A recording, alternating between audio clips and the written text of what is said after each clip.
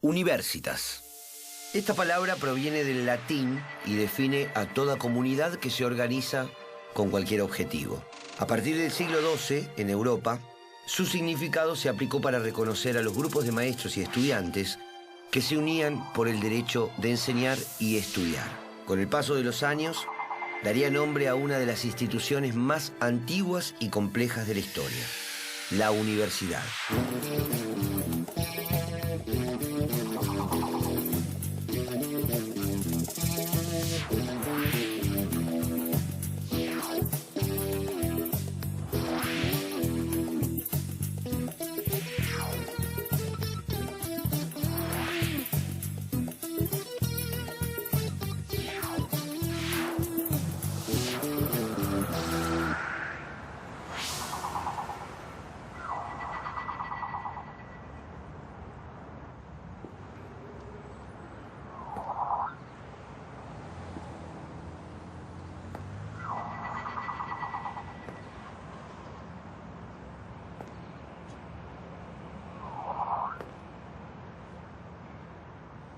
Desde tiempos remotos, las personas usaron banderas para señalar un territorio, una casa, una familia, una idea.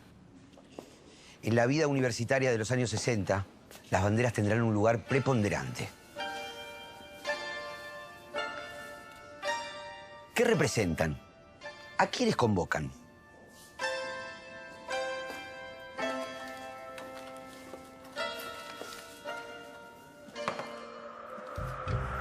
En el contexto de la Guerra Fría entre Estados Unidos y la Unión Soviética, los países del llamado Tercer Mundo empezaron a tener mayor protagonismo. La Guerra de Independencia en Argelia, la Guerra de Vietnam, la Revolución Cubana, el Mayo francés, fueron hechos que generaron conciencia sobre la liberación de los pueblos. Al mismo tiempo, las juventudes occidentales vivían una cultura de la rebelión y observaban críticamente el rol de las potencias en el mundo. Surgió la teoría de la dependencia, que sostenía que el desarrollo de los países centrales era posible solo por el subdesarrollo de las naciones menos industrializadas, como dos aspectos de un mismo problema. En Medellín, los obispos latinoamericanos manifestaron su opción por los pobres y se afirmaba también la teología de la liberación. Estas serían grandes influencias para las juventudes del continente.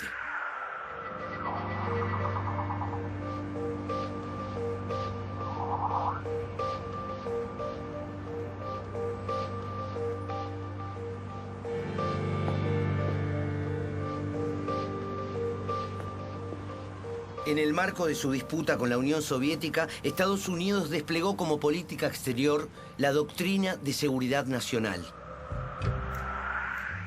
Con la excusa de impedir el avance del comunismo, las Fuerzas Armadas fueron legitimadas para actuar dentro de sus propias naciones, al punto de tomar gobiernos, implantar el terrorismo de Estado y cometer todo tipo de violaciones a los derechos humanos. En 1966, tras el derrocamiento del presidente Arturo Illia, comenzó la autodenominada Revolución Argentina. 3 generales se sucederían en el poder: Juan Carlos Onganía, Roberto Marcelo Levingston y Alejandro Agustín Lanusse. Dijeron que gobernarían sin límite de tiempo.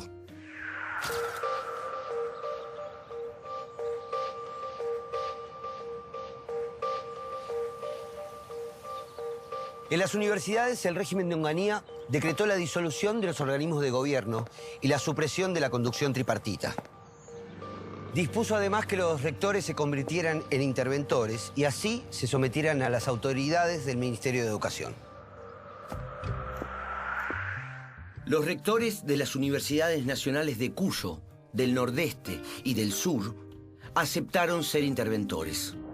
Los de Tucumán, Litoral, La Plata, Buenos Aires y Córdoba, en cambio, lo rechazaron. El rector de la UBA renunció. Profesores y docentes se quedaron ocupando varias facultades en rechazo a la intervención.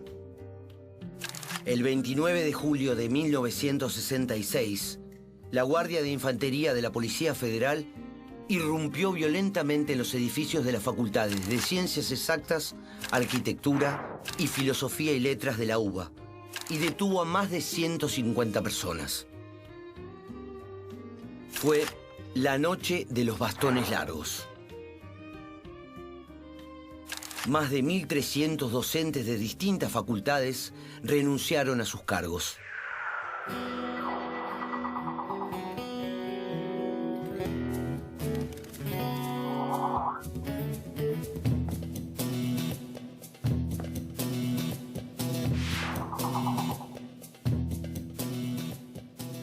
¿Y qué recuerdos tenés de esa noche y de los días previos? Y en Exactas estábamos en una reunión, yo no era consejero, pero digamos, había una reunión de consejo directivo y había estudiantes graduados y profesores que habíamos ido ahí a ver qué pasaba y a manifestar nuestra solidaridad, etcétera, porque suponíamos que no se iba a aceptar ese decreto, y estando ahí reunidos con una facultad no ocupada, ¿no? Porque, digamos, en algunos medios se ha dicho las facultades estaban tomadas por los estudiantes. No es nada de eso, digamos. Estábamos en la facultad que todavía el decreto le daba 48 horas a los decanos para decir si iban a aceptar o no. Claro.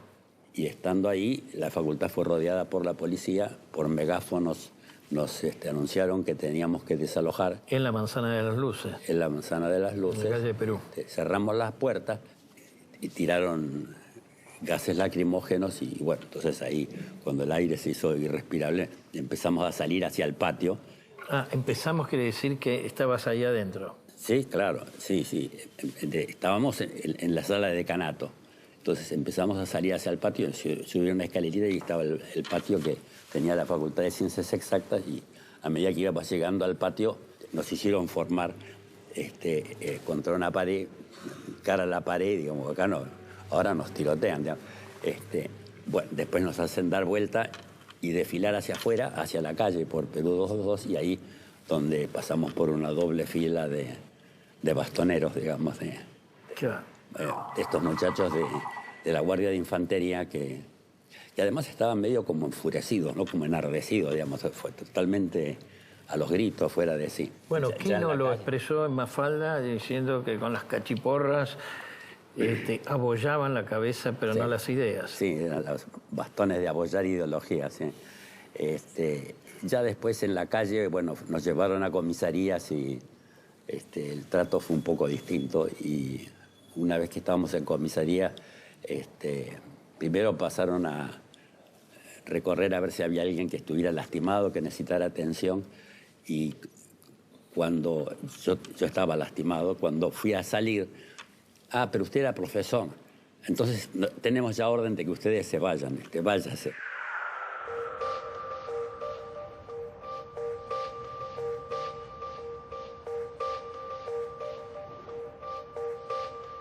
La dictadura de Onganía procuró retener subordinadas a las universidades bajo el poder político. En 1967 promulgó una nueva ley que intentaba dar el gobierno a los profesores y eliminar la participación de estudiantes y graduados.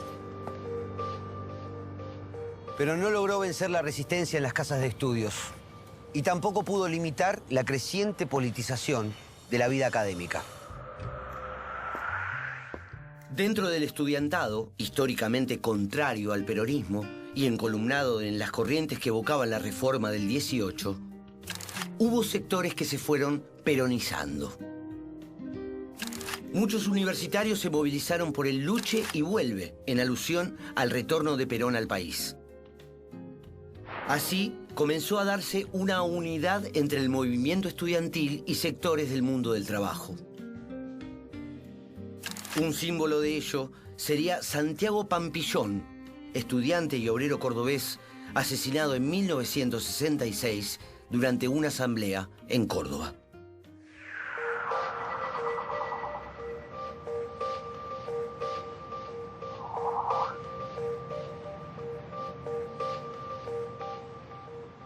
Entre 1960 y 1972, la matrícula universitaria nacional aumentó de 159.000 a 330.000 estudiantes. Las instituciones tuvieron serios problemas para afrontar el aumento, porque los recursos presupuestarios no se ampliaron de forma similar. Las movilizaciones juveniles pidiendo mayor presupuesto fueron una constante. Las fuerzas policiales se instalaron en las facultades. Los estudiantes protestaron por las medidas que limitaban el ingreso a la universidad y las condiciones de regularidad. Pero no pedían solamente mejoras en la educación, sino que cuestionaban el sistema en su conjunto.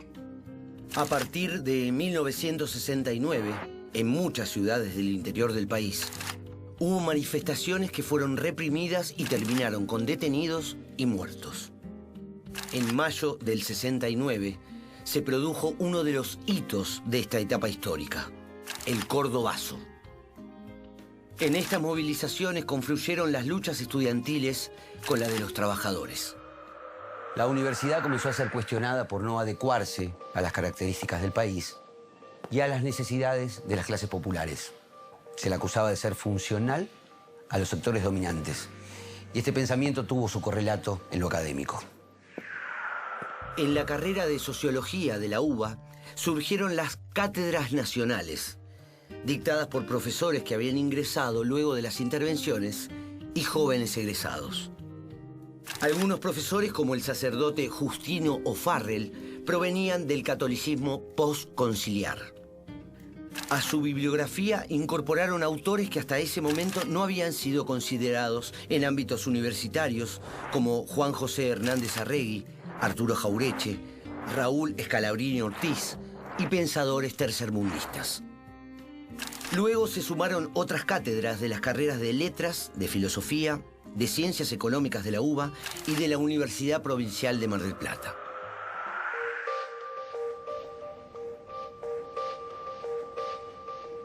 La formación que se daba en las cátedras nacionales marcó a los alumnos. Muchos de ellos se sumaron a agrupaciones políticas. ¿Qué influencia tuvo este momento en la historia de la universidad?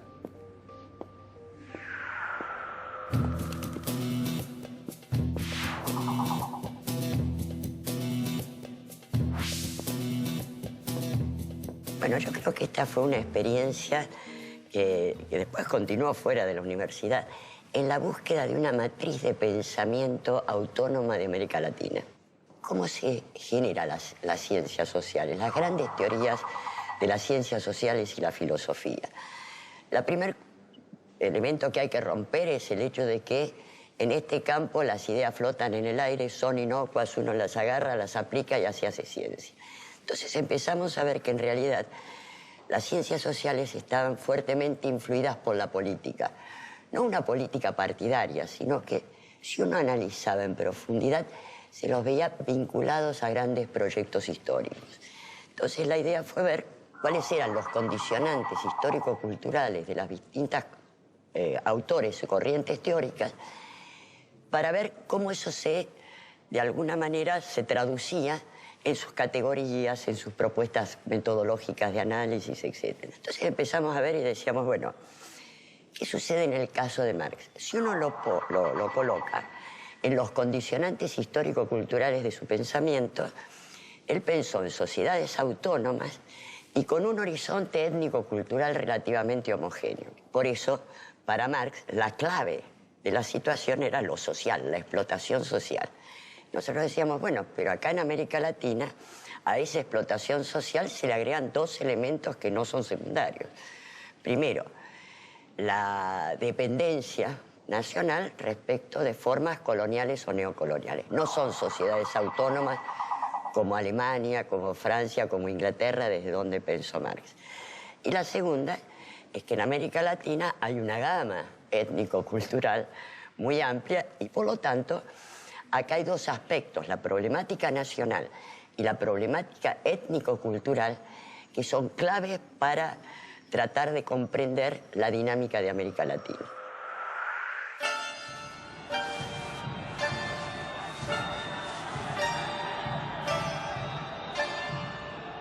Nuevas banderas, nuevas organizaciones que asumen ideas, pensamientos, cada vez más banderas en las calles, en movilizaciones y también en los pasillos de las facultades.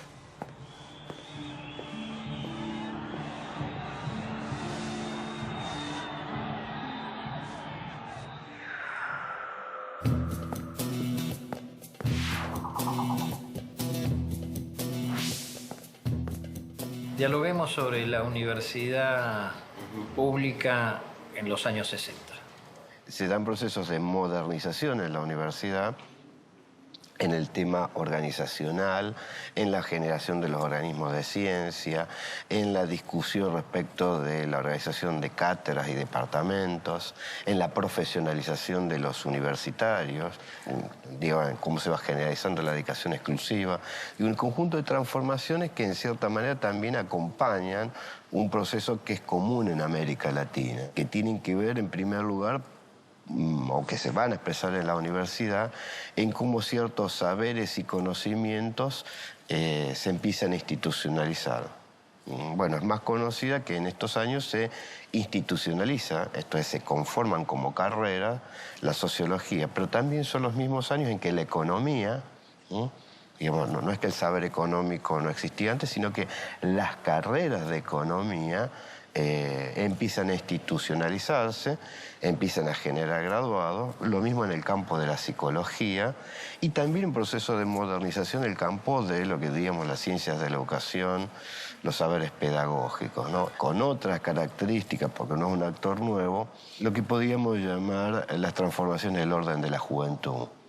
Digamos que después de los primeros años de la Reforma, de los primeros años del siglo XX, digamos que el otro ciclo de presencia de la juventud como un actor social, político y cultural son los años 60. Entonces hay una toma de conciencia, y cuando digo las universidades me estoy refiriendo a parte de los profesores, a buena parte del movimiento estudiantil, respecto de lo que podríamos llamar la radicalización de la discusión universitaria en disciplinas que uno podría decir había estado medio alejadas de esta modernización, como puede ser el campo de la abogacía. Hay trabajos muy interesantes recientes que analizan los procesos de radicalización de los abogados y cómo esto se expresa más o menos en la universidad, de cómo abogados que empiezan a participar en los sindicatos, que ya había una larga tradición, pero también en la defensa de presos políticos y a discutir la formación de los abogados, a discutir digamos, el estatuto del derecho y cómo eso empieza a aparecer en las carreras de derecho que ciertamente habían sido bastante impermeables a estas transformaciones en algunas cátedras, en algunos ámbitos. Lo mismo podemos decir en el campo de la psicología, ¿no? Digamos, una reflexión que va poniendo en línea los saberes académicos con las demandas de los sectores populares, con un imaginario de transformación. La otra discusión va a estar ligada a las formas de evaluación. En ese sentido... Individual, grupal, pero también, digo, es interesante porque Yo lo veo más desde el campo educativo, ¿no? Que en realidad parte de esos años es la crítica a lo que podemos llamar la educación tradicional y el papel del examen y la evaluación. Ahora, ¿qué pasa cuando el sentido de la educación está asociado a la cuestión transformadora, a un objetivo de transformación? ¿Qué papel juega la evaluación?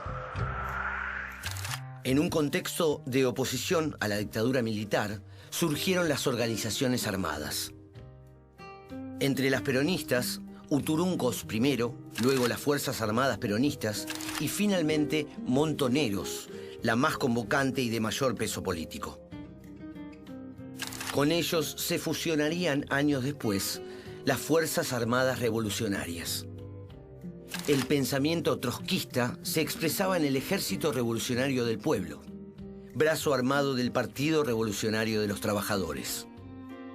Estas agrupaciones tenían militancia y representación dentro del movimiento estudiantil.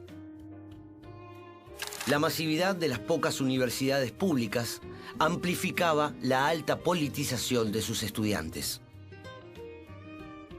Por su parte, el régimen pretendía desplegar un desarrollo regional atento a las hipótesis de conflicto con los países vecinos.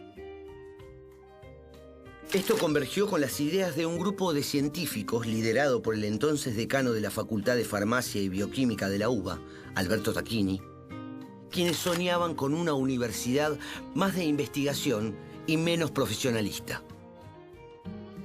Consideraban también que la masificación hacía difícil el desarrollo de una universidad más humboldtiana. Se planteó entonces un plan de diversificación y descentralización del sistema, que contempló la creación de 12 nuevas universidades estatales. El plan fue diseñado por Alberto Tacchini y se conoció como el Plan Tacchini. ¿Cuáles eran sus objetivos y qué resultados tuvo?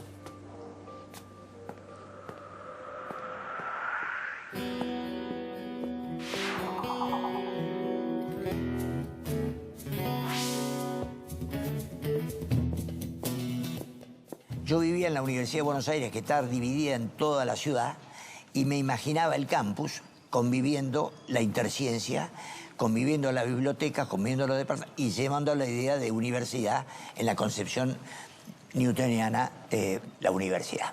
Y empiezo a pensar en la división de Buenos Aires con esta idea de 4 unidades de un tamaño adecuado.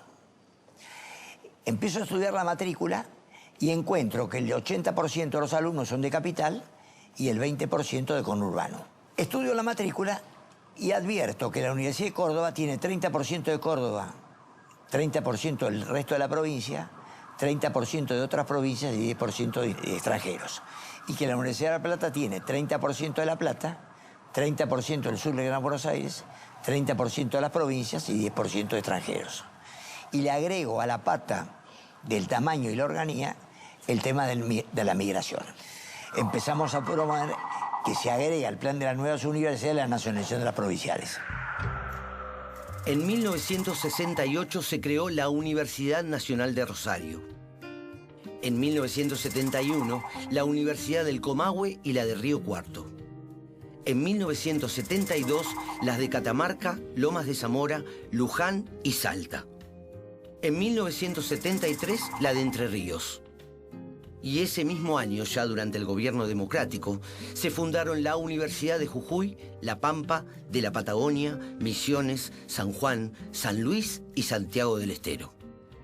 En 1974, la Universidad Nacional del Centro, con sede en Tandil, y en 1975, la Universidad Nacional de Mar del Plata. Las banderas y la ideología que cada una postulaba quedaron grabadas en la memoria colectiva.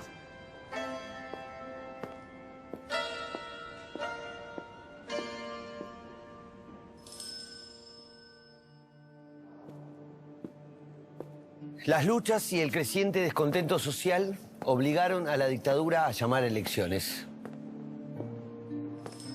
El 17 de noviembre de 1972, Perón pudo volver al país tras 17 años de exilio. pero no le permitieron integrar la fórmula presidencial. Los candidatos a presidente y vice fueron su delegado personal, Héctor Cámpora, y Vicente Solano Lima, un histórico dirigente conservador. El país se preparaba para volver a la democracia.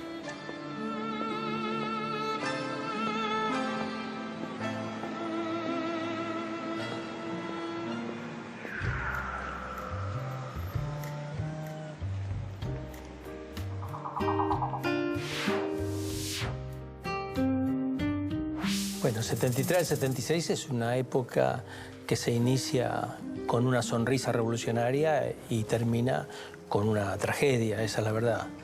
Y eso admite, yo creo, 3 etapas. Una primera de transformaciones en el sentido de los cambios que nosotros pretendíamos para la universidad, haciéndola más popular, más democrática, más al servicio de los problemas nacionales. Una segunda etapa de fricciones con el gobierno nacional, que estaba ralentizando un poquito su dinámica. Y una tercera etapa, que ya después de la intervención, en el caso de la UBA, en el caso de otras universidades no, en donde vuelve a tomar la universidad gente que ni siquiera la había tomado en las peores épocas, ¿no? Que eran más bien, en muchos casos, personeros con el objeto de limpiar la subversión y no tanto con un proyecto académico. Y en esa época, era una época efectivamente, como vos bien decís, de fuertes cambios, de fuerte convulsión, y en el ámbito universitario eso se reflejaba con muchísima energía, con muchísima fuerza. Hicimos Más y Mejores, un programa de investigación, Más y Mejores Alimentos con Justicia Social, por ejemplo. Y se involucraba toda una región y todos los trabajos de investigación en función de una pertinencia, no perder excelencia, sino además de excelencia tener la pertinencia social del desarrollo económico en una región. Entonces hicimos un curso superior de Economía Industrial que duró 8 meses con 8 horas diarias de clase. Eso significó traer a 36 profesores que hubieran estado en ese tema en Argentina, en Chile, en otros países y en el exterior. Eso fue realmente un enorme ejercicio que mostró lo que podía ser la universidad en un sitio.